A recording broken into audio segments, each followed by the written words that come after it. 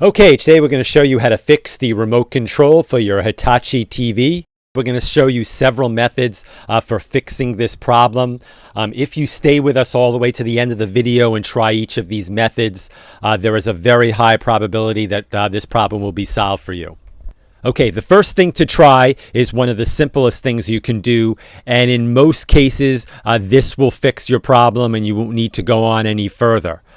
You basically want to remove the batteries from the remote, then unplug the TV from the wall, wait 60 seconds, try to wait the full 60 seconds, and then plug the TV back in.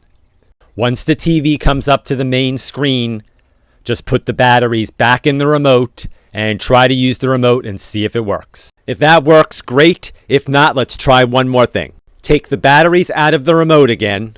As crazy as this might sound, I want you to go through and push each button on the remote a few times. Over time, dust and gunk builds up in those buttons. And by doing this, you'll go through and free up some of the buttons that might be stuck, and this causes the remote to malfunction.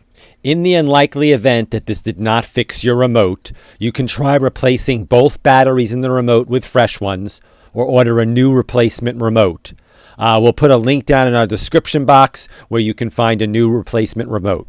That's our video for today. As always, thank you very much for watching, and please remember to subscribe.